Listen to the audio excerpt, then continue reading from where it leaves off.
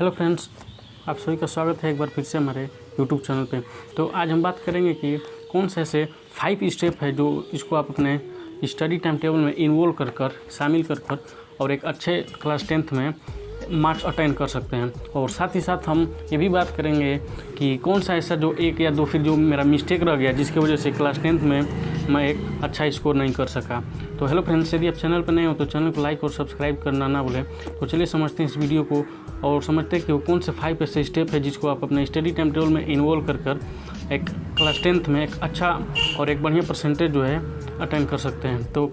सबसे पहला है कि जो है वो है कि आप टोटली जो बुक पढ़ रहे हैं वो NCERT के थ्रू पढ़ें, यानी कि जो भी आप math, physics, chemistry, biology, English पढ़ रहे हैं उसको टोटली NCERT से पढ़ें। NCERT का उसमें का जो एक लाइन है उसको अच्छे से समझे, NCERT को ही फॉलो करें। NCERT जो है जो कि एक लार्ज लैंग्वेज जो है, यानी जो लार्ज में जो ही सेंटेंस को समझाया जाता है उसको शॉर्ट में कर ही एक अच्छे से समझाती है। तो थोड़ा सा वो कठिन तो होता है लेकिन आप उसी को फॉलो करें। और उसके बाद जो है आप एक साइड बुक को यूज कर सकते हैं, यानी कि उसमें कहीं जो आप नहीं अंडरस्टैंड कर पाएंगे क्लियर से तो आप वहाँ पर साइड बुक का इस्तेमाल कर सकते हैं। लेकिन आप टोटली जो है वो आप NCERT पर डिपेंड है, क्योंकि NCERT से पढ़ने का जो मेन फ़ायदा ये है कि आप उसमें डायरेक्टली जो क्वेश्चन है आप एग्ज़ाम में फेस कर सकेंगे और जिसकी वजह से आप एक अच्छे से उस क्वेश्चन को कर सकेंगे। और दूसरा जो है वो है कि एक आप जब पढ़ रहे हैं, जो भी आप जिस दिन पढ़ रहे हो तो एक क्लियर हैंड नोट बनाएं, यानी अपने हाथ से ही जो बनाए वो एक हैंड नोट बनाएं, यानी कि जो भी आप पढ़ रहे हैं उस दिन आप वो कॉपी में अपने नोट करें और उसको रखें, क्योंकि वो आगे के लिए आपको हेल्प करेगा, रिवाइज करने के समय भी वो आपको हेल्प करेगा। और जो तीसरा और जो मैन है वो है कि आप जब अपने बुक को पढ़ रहे हैं यानी सेल्फ स्टडी करें, और जब आप सेल्फ स्टडी कर रहे हो तो अपने बुक को क्या करें कि एक जो हाइलाइटर पेन आता है उससे आप अंडरलाइन करें। सारे को नहीं करना है, कोई मेन जो पॉइंट है, यानी कि आप टीचर आपको बताते हैं और इस समय लॉकडाउन में अगर आप यूट्यूब पर पढ़ रहे हैं तो वहाँ पर भी बताए जाते होंगे, टीचर बताते होंगे, तो उस पॉइंट को आप हाईलाइटेड करने जाएं। तो हाईलाइटेड से ये होगा कि जब आप एग्ज़ाम टाइम में जब आप उस बुक को रिवाइज करेंगे तो आपको बहुत सारे फ़ायदे मिलेंगे, क्योंकि आपको समझना रहेगा कि हमको यहाँ से ज़्यादा पढ़ना है और उसके हिसाब से हाइलाइटर बुक से हाइलाइटर किए रहेंगे आप उस पॉइंट को, तो आप क्लियरली उसको समझ लेंगे। और जो चौथा है और वो ये है कि आप इंग्लिश और हिंदी को कम ना आके, क्योंकि बहुत सारे स्टूडेंट ऐसा सोचते हैं कि हिंदी और इंग्लिश जो है हम पेपर के 10 दिन या फिर 1 महीना पहले पढ़ के कंप्लीट कर लेंगे तो एक बहुत बड़ा फेलियर होता है। और शायद एक हमारे जो कम नंबर आया था मेरा, तो उसमें भी एक सबसे बड़ा इसका अहम रोल था, क्योंकि मैंने भी एक तरह से सोचा था कि इंग्लिश को पढ़ता था पर उतना केयरफुल उस पर नहीं देता था कि उसको मैं अच्छे से फोकस कर पाया। तो इंग्लिश और हिंदी में भी काफ़ी मेरा जो ज़्यादा मार्क्स था वो कट गया था, जिसकी वजह से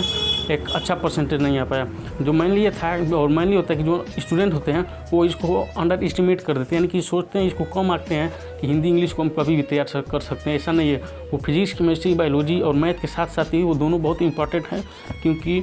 इसमें भी टोटल उतने ही मार्क्स के होते हैं जितना वो भी होते हैं, और ये भी साथ साथ जो होता है ये बहुत इंपॉर्टेंट होता है। अगर इसको हम इग्नोर कर देंगे तो यही 2 मेन फैक्टर होते हैं, हिंदी और इंग्लिश, जो हमारे नंबर में बहुत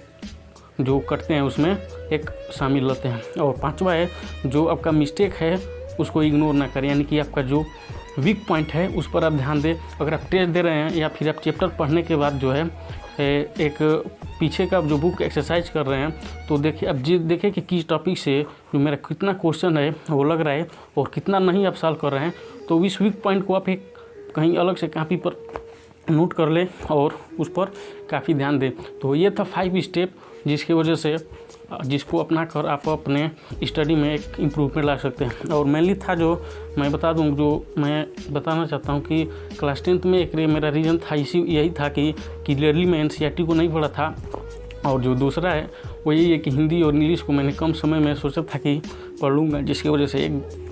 कम नंबर का चांस बन गया। और एक और था जिसमें कि जो उसका था, और इंग्लिश को पढ़ना अब हमारे लिए साइंस केमिस्ट्री के साथ साथ बहुत ज़्यादा ज़रूरी, क्योंकि जो अगले साल ही CBSE ने, पिछले साल जो CBSE ने जो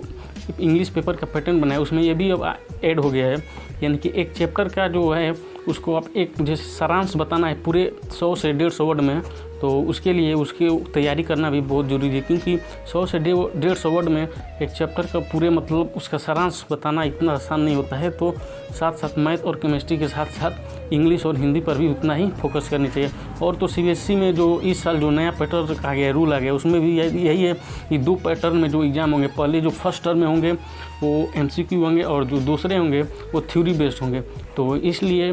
NCERT के एक पॉइंट और एक वर्ड को क्लियर करना हमारे लिए बहुत आवश्यक है। तो ये थे 5 स्टेप जिसको आप अपने स्टडी टाइम टेबल में इन्वॉल्व कर करें और अपने मार्क्स में इम्प्रूवमेंट ला सकते हैं। तो हेलो फ्रेंड्स, चैनल को लाइक सब्सक्राइब करना ना भूलें और इसको अवश्य फॉलो करें, क्योंकि इसको फॉलो करेंगे तो अवश्य आपको एक इम्प्रूवमेंट मिलेगी।